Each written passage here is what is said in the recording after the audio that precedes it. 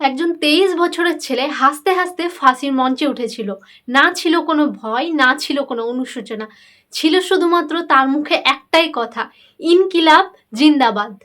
কিন্তু প্রশ্ন হলো, কিসের জন্য তিনি মৃত্যুকে এত সহজে বরণ করেছিলেন?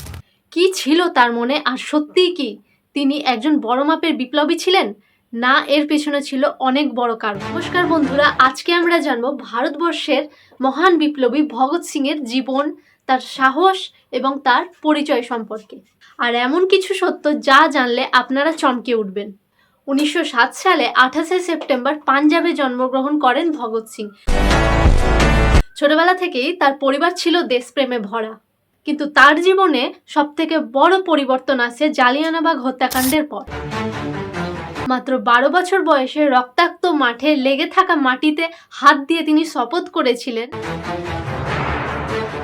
তিনি দেশের জন্য জীবন দেবেন। ভগৎ সিং শুধু রাগেই নয়, পরিকল্পনা করে কাজ করতেন।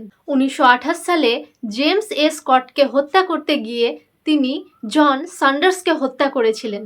কে এই জেমস স্কট? চলুন জেনে নেওয়া যাক।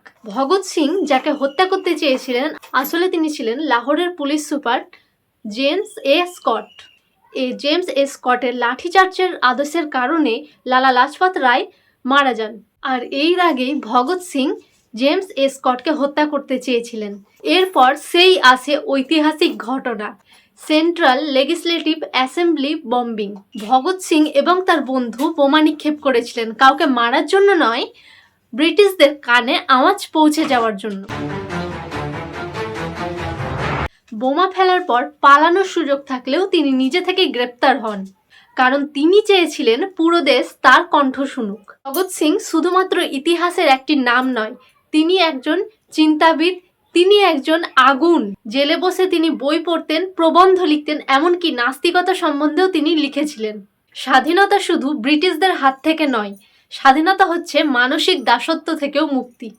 1931 সালে 23শে মার্চ মাত্র 23 বছর বয়সে ভগৎ সিং এবং তার বন্ধু রাজগুরু এবং সুখদেব হাসতে হাসতে ফাঁসির মঞ্চে ওঠে। শেষ মুহূর্তে তাদের কণ্ঠে ছিল ইনকিলাব জিন্দাবাদ।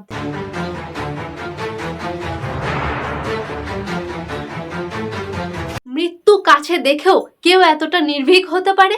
ভিডিওটি যদি আপনাকে অনুপ্রাণিত করে তাহলে অবশ্যই ভিডিওটাতে লাইক করুন, শেয়ার করুন এবং কমেন্ট বক্সে লিখুন ইনকিলাব জিন্দাবাদ।